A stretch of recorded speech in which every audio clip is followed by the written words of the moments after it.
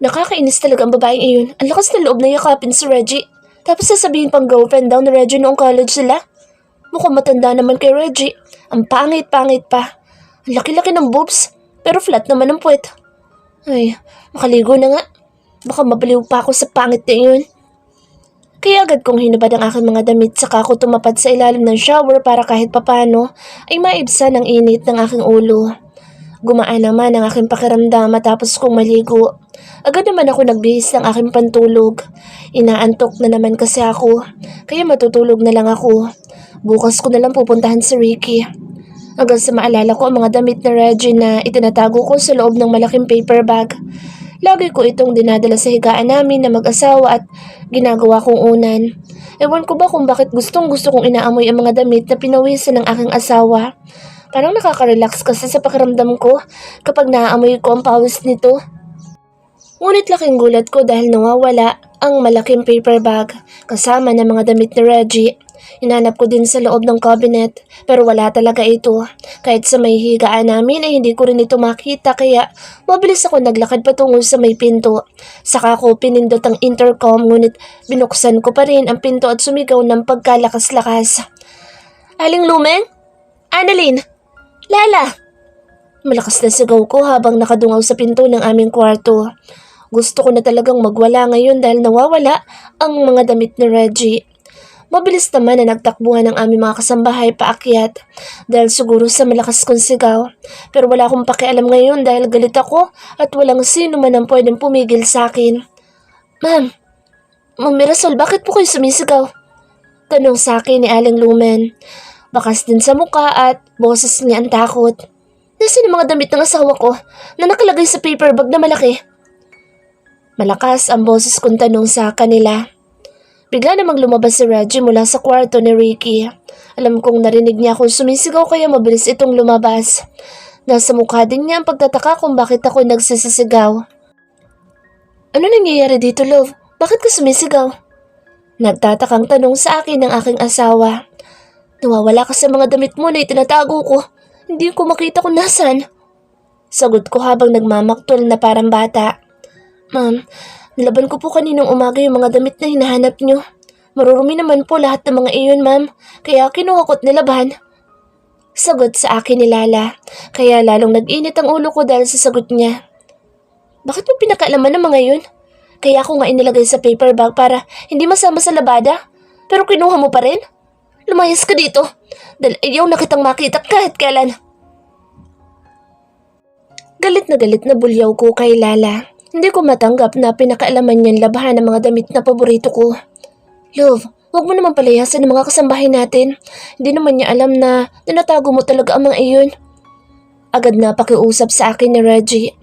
Yun na lang damit ko kanina ang kunin mo at itabi sa higaan.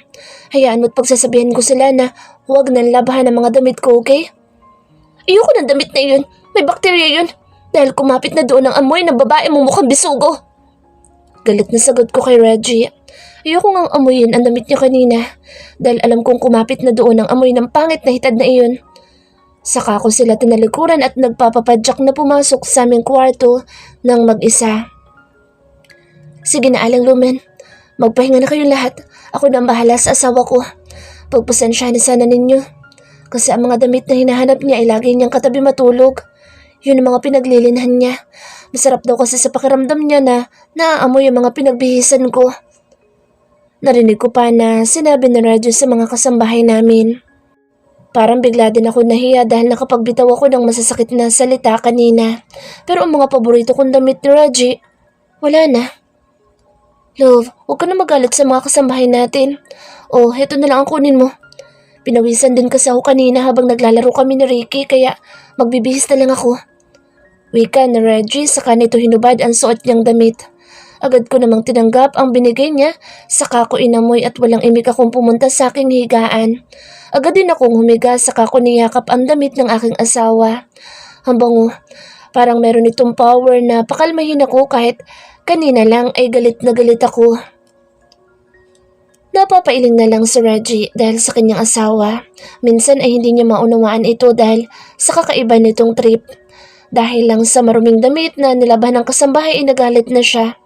Kaya kung hindi malawak ang pangunawa niya ay siguradong mag-aaway silang mag-asawa. Muling bumalik sa kusina ang mga kasambahay saka umupo doon. Hindi rin sila makapaniwalang pinaglilinhan ng kanilang mamirasol ang mga pinagbihisan ng kanilang Sir Reggie. Biglang napatawa si Annalyn dahil sa naisip. Alam nyo, kakaiba rin na maglihis si mamirasol no?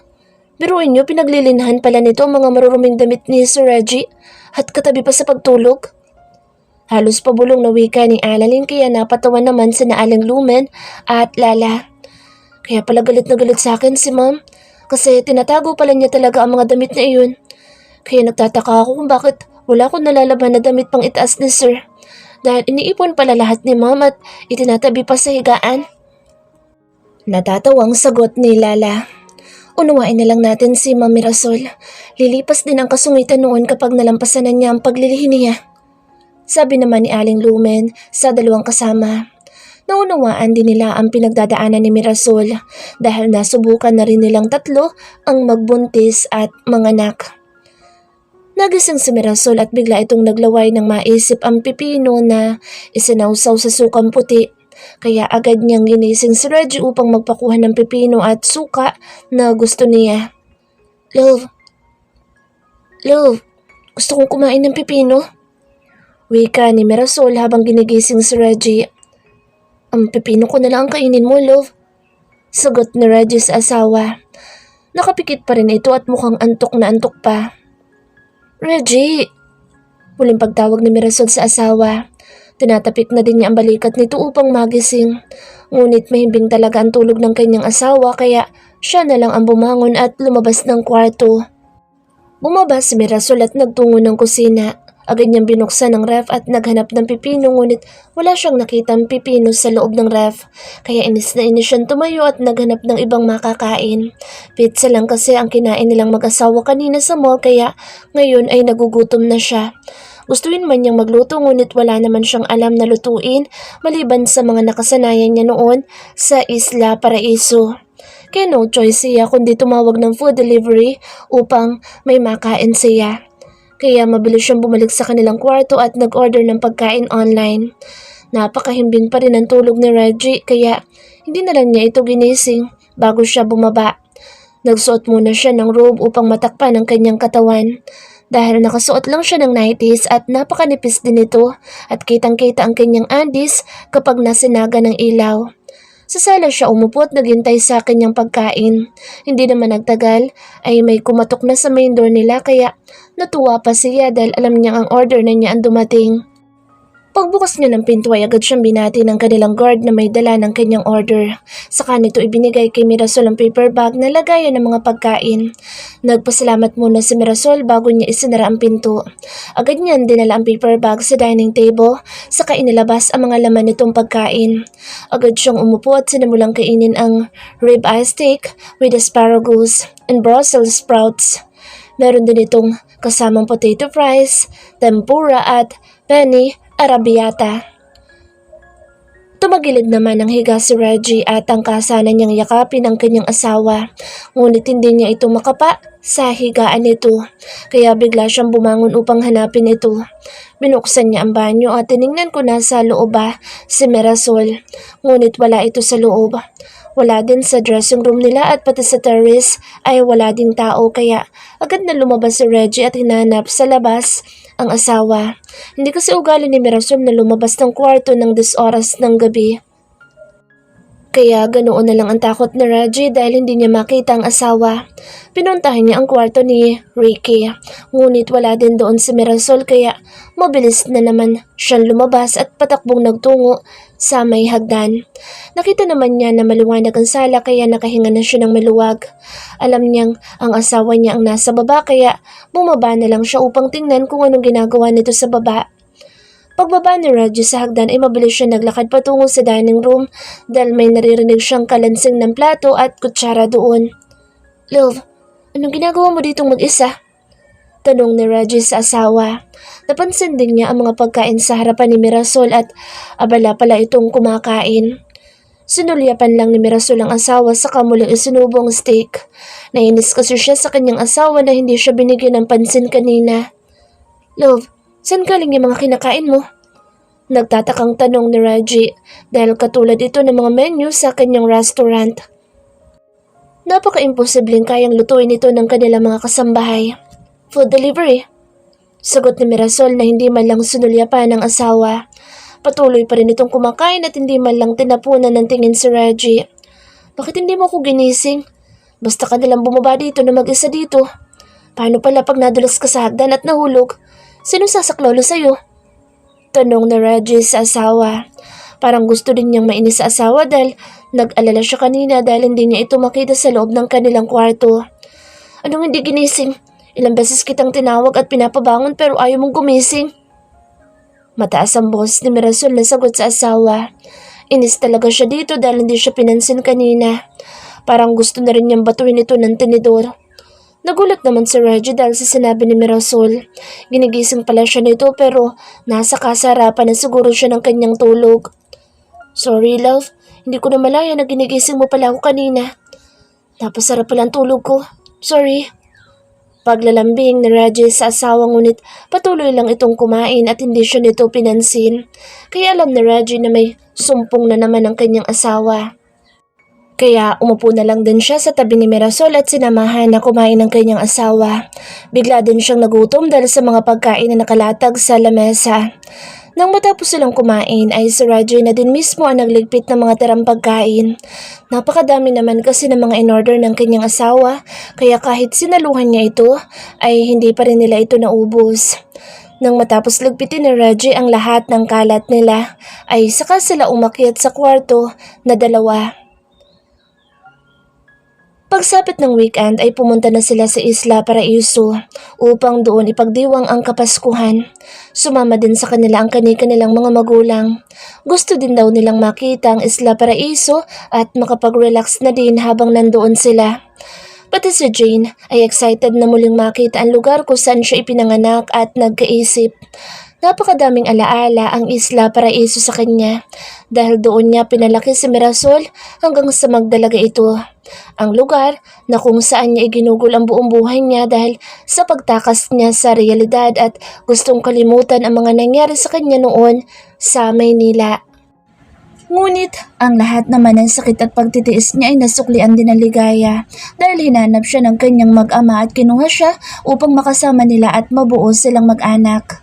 Si Jaime ang unang lalaki na inibig ni Jane at naging ama ng mga anak niya. Bago pa siya pumayag na maging surrogate ng mag-asawang Jaime at Natasha, ay mahal na niya si Jaime noon pa. 18 lang siya noong panahon na iyon. Ngunit ang unang lalaki na nagpatibok ng kanyang puso ay isang may asawa na at amo pa niya. Mahal, ang lalim yata ng iniisip mo. May problema ka ba? Tanong sa kanya ni Jaime sabay yakap sa kanya ng asawa. Habang nakaupo sila sa loob ng kanilang bulletproof van. Dito silang lahat sumakay pati sina Mirasol at Reggie. Kasama na rin ang mga magulang ni Reggie. Nakasunod naman sa kanilang sasakyan ang ilan pang kotse na sakay naman ang iba nilang kasambahay at driver. Ang iba naman ay mga bodyguard nila. Wala, masaya lang ako na muling makita ang lugar namin dahil napakadaming alaala ng lugar na iyon sa akin. Sagot ni Jane. Sa kaniyakap din ang asawa saka ipinilig ang kanyang ulo sa dibdib nito. Tulog na tulog naman ang lahat ng kanilang kasama sa sasakyan. Si Reggie ay naipit na ng kanyang mag-ina dahil parehong nakaunan sa kanya sina Mirasol at Ricky. Nasa kandungan nito ang ulo ni Ricky habang si Mirasol naman ay yakap niya habang ang ulo nito ay nakasiksik sa kanyang leeg. Nasa pinakalikod silang upuan kaya malapad ang seat at pwedeng gawing higaan. Kaya naman nakatulog na lang sila dahil wala naman silang ibang makita dahil sa harapan lang kasi ang bintana ng kanilang van. Sina Robert at Amanda naman ay parehong nakasandal sa kanilang mga upuan. Adjustable kasi ang dalawang upuan sa likod ng driver kaya komportable silang nakaupo doon at nakatulog. Tanghali na sila nakarating sa Isla Paraiso. Nalibago pa si Jane dahil ang laki na nang ipinagbago ng kanilang lugar. Lalo na ang kanilang dating bahay na bungalow dati pero ngayon ay isa ng napakalaking mansyon. Meron na rin itong gate na maganda at hanggang sa kabukiran ay meron na itong bakod. Paano naging ganito kaganda ang bahay natin? Nagtatakang tanong ni Jane kay Mirasol. Nay, si Reggie at Tita Joy po may gawa ng lahat ng ito. Pati po ang pwesto mo sa palengke, Nay. Naging shop na din. Nakangitang sagot ni Mirasol sa ina. Kagaya niya noon ay nagulat din ang kanyang ina sa napakalaking pagbabago ng kanilang bahay. Sino nga ba kasi ang mag-aakala na ipapagawa pala ito ni Reggie? Teka, bakit napakadaming tao doon sa bandang likod? At bakit may bahay pa doon? Muling tanong ni Jane habang itinuturo ang paggawaan ng mga handmade item. Nay, pagawaan po iyon ng mga handmade bags and souvenir items. Mga design po lahat ni Mirasol ang mga ginagawa nila dyan. Sagot naman ni Reggie sa ina ng asawa. Napakaganda naman pala dito sa probinsya niyo, balae. Napakalamig at sariwa pa ng hangin. Wika ni Robert sa huminga ng malalim. Oo nga, balae. Mabuti na lang pala at sumama din kami dito. Makaka-relax ng gusto dito si Robert. Pwede pa siya maglakad-lakad dito sa malawak na bakuran. Sang-ayon naman ni Amanda. Nakangiti siyang pinagmamasdan ng kabuuan ng paligid. Mommy, malapit lang pala ang dagat dito. Pwede kayo maglakad-lakad doon ni Dad. Tuwing umaga, mas makabubuting doon kayo maglagi na dalawa para makapag-exercise din kayo. Wika ni Reggie sa magulang. Jane, Mirasol, dumating na pala kayo. Halika kayo sa loob para makapagpahinga na kayo. Nasaan pala si Ricky?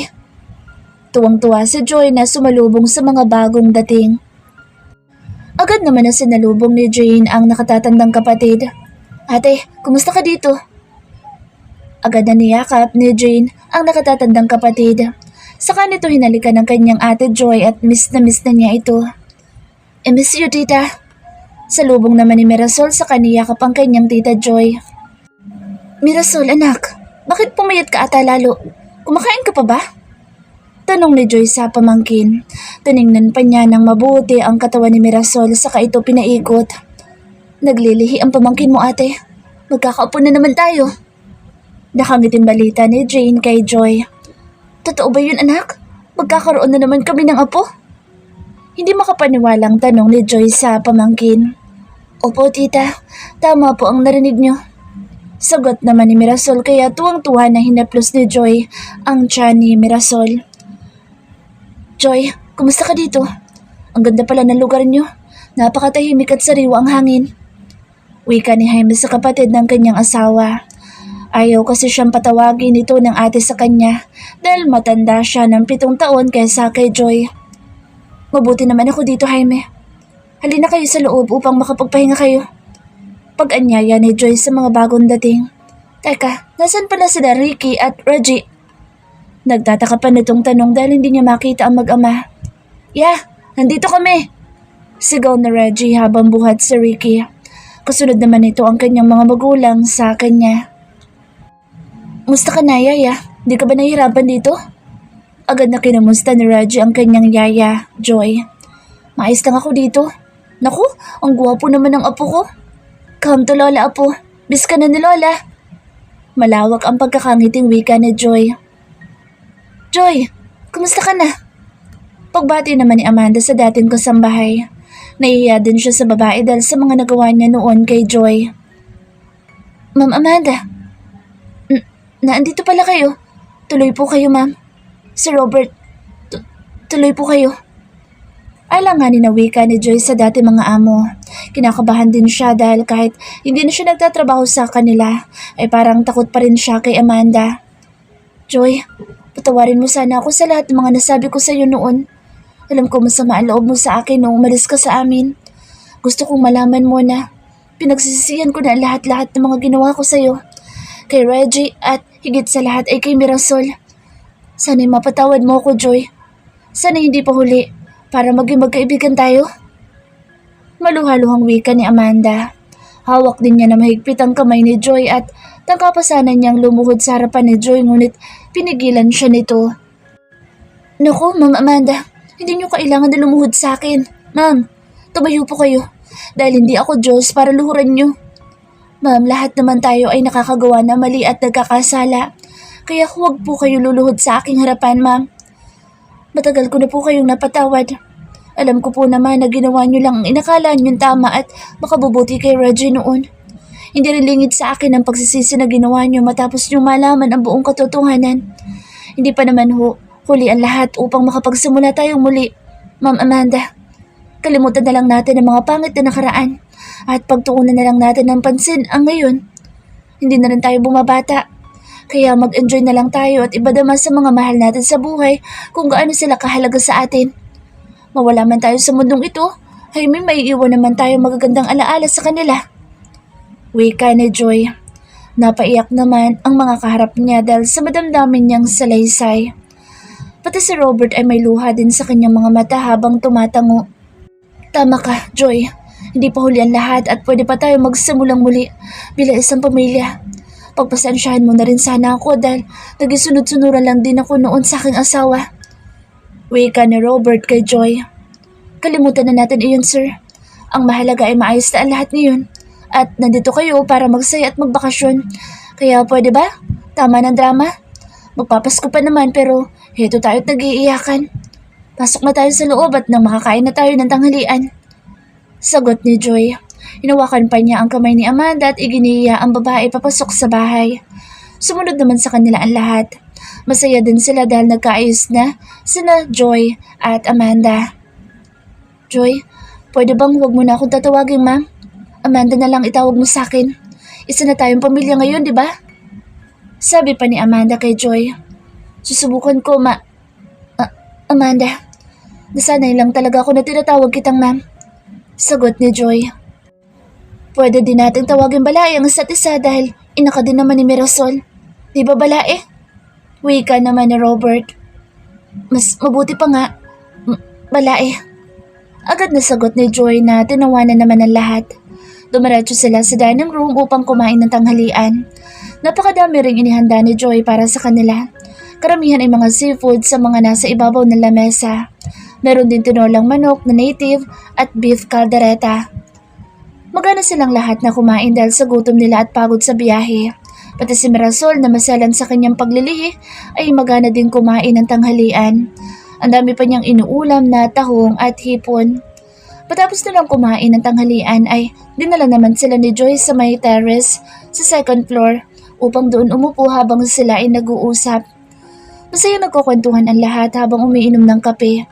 Napakalamig din sa terrace ng bagong bahay dahil malakas ang hangin doon.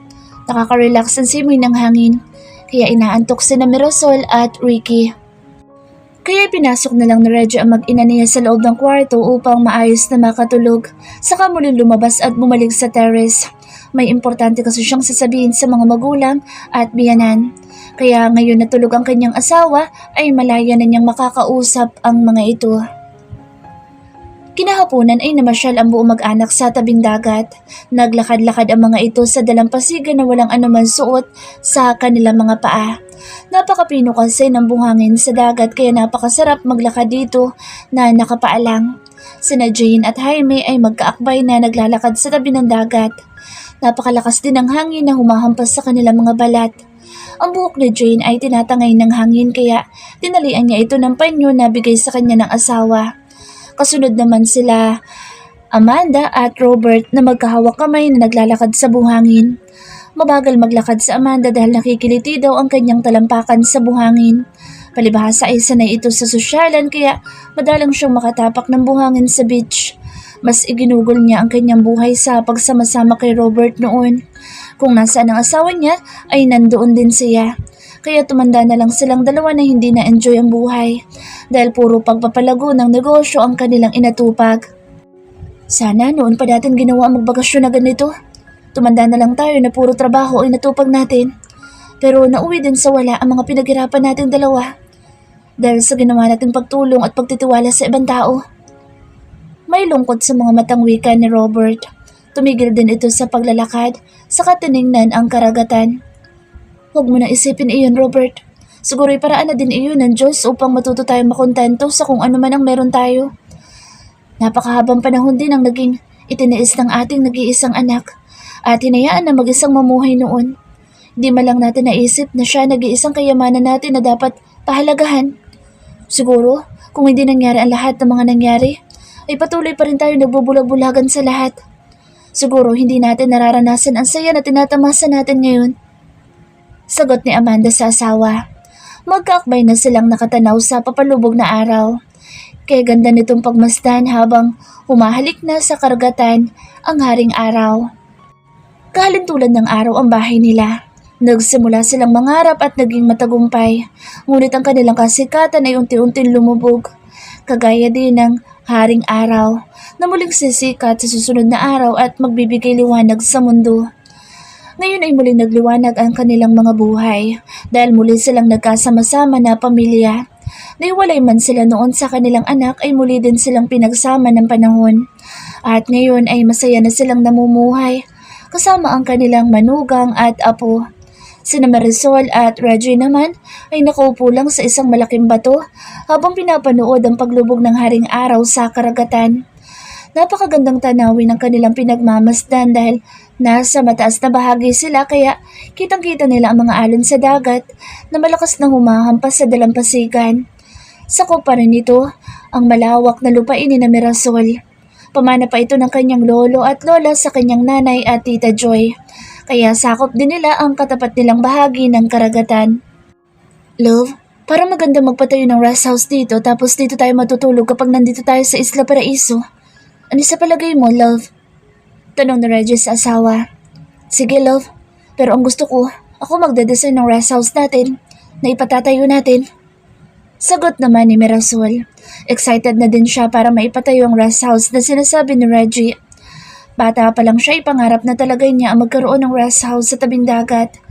Kaya ngayon na matutupad na ang kanyang pangarap ay gusto niyang siya mismo ang magde-design ng itatayo nilang rest house. Okay, pero gusto ko ay nasa harapan pa rin ng rest house ang bato na ito na inuupuan natin. Alam mo ba, love? Minsan na akong natulog dito noon dahil sa sobrang kalasingan ko. Noong nawawala ka at hindi kita matagpuan. Ilang araw din ako dito na malagi noon at kaya nabuo sa isip ko magpatayo ng paggawaan ng mga handmade crafts. Wika ni Reggie sa kanyang asawa. Sige, after Christmas ay sisimulan ko na ang plano para masimulan na kaagad next month ang paggawa. Sagot ni Mirasol sa asawa. Hindi din siya makapaniwalang natulog si Reggie sa ibabaw ng malaking bato na kanilang inuupuan. Kung sa bagay ay napakalaki naman nito at flat pa ang ibabaw, kaya pwede talagang gawing higaan. Mommy, Daddy! Agad silang napalingon dahil sa pagtawag sa kanila ni Ricky. Kasama nito si Tita Joy at ang yaya nito na papalapit sa kanila. Kumakaway pa si Ricky sa kanila habang papalapit. Agad na tumayo ang mag-asawa at saka sinalubong ang kanilang anak. Daddy, Mommy, can we go swimming tomorrow? Tanong ni Ricky sa magulang. Nagpabuhat na din ito kay Reggie, saka nito niyakap ang ama. Sure, son. Sagot ni Reggie kaya tuwang-tuwa naman si Ricky. Hindi na rin sila nagtagal pa sa dalampasigan. Muli na silang bumalik sa malaking bahay upang magpahinga. Kinuha naman ni Tita Joy si Ricky sa kanyang kwarto. Gusto kasi ni Ricky nakatabi ang kanyang Lola Joy sa pagtulog, kaya hinayaan na lang nila ito. Nag-alala din sila na baka mag-tantrums na naman si Ricky at mahirapan silang patigilan ito. Love, solo na natin ang kwarto. Halika na sa banyo at sabay na tayong maligo. Wika ni Reggie sa asawa nang makapasok na sila sa kanilang kwarto. Mr. Altamirano, mukhang may pinaplano ka na naman sa akin ah. Galit-galitan na wika ni Mirasol sa asawa. Wala, Mrs. Altamirano. Normal lang sa mag-asawa yung mga ginagawa natin kaya huwag ka na magreklamo pa dahil alam ko naman nahihirit ka na naman ng isa pa mamaya. Pili yung sagot ni Reggie sa asawa. Kinurot naman ni Mirasol ang tagiliran ni Reggie kaya napaaray ito sa sakit. Ngunit tinuloy naman ito ang kamay ni Mirasol sa kanya, hinila ang asawa sa loob ng banyo. Reggie, ano ba? Tumatawang napatili si Mirasol. Nagpabigat din siya upang hindi siya matangay ng asawa sa loob ng banyo. Love, kahit sumigaw ka pa ng sumigaw dito, wala din naman makakarinig sa'yo. Muling sabi ni Reggie sa asawa. Binuhat na rin niya si Mirasol upang hindi na ito magpabigat pa. Reggie, put me down. Baka sumakit ang mga sugat mo. Pag-aalala ni Mirasol sa asawa. Magaling na ako, love. Huwag kang malikot at baka mabitawan kita. Sagot naman ni Reggie sa asawa. Sa kanya ibinaba si Mirasol sa loob ng CR at saka tinanggal ang kanilang mga damit. May nakahanda na rin palang tubig, ang jacuzzi bathtub at meron na din itong bula sa ibabaw kaya mabilis silang nag-shower. Saka sila pumunta sa loob ng bathtub. Nagising si Mirasol at Reggie dahil sa mga narinig nilang pagkatok sa kanilang pinto. Ginigising na pala sila ng kanilang anak dahil pinangakuan nila ito na dadalhin nila ito sa dagat ng maaga. Dahil sa pagod at puyat nilang mag-asawa dahil sa halos magdamag nilang pagniniig ay hindi natuloy sila nagising ng maaga. Kaya naman nagsimula na naman mag-tantrum si Ricky dahil mas nauna itong nagising kaysa sa kanila. Daddy! Mommy! Malakas na iyak na Ricky sa labas ng kanilang kwarto habang kinakalampag nito ang dahon ng pinto. Agad naman na napabangon ang mag-asawa dahil sa gulat nila sa lakas ng boses ng kanilang anak sa labas. Hindi naman malaman ni Mirasol ang gagawin sa pagsusuot ng saplot nito sa katawan. Kaya hindi na lang siya ni Reggie papunta sa loob ng CR upang doon magbihis. Agad din na binuksan ni Reggie ang pinto ng kanilang kwarto at nabungaran nito si Ricky na nakahiga na sa sahig habang pinapatahan ng kanyang yaya at si Tita Joy.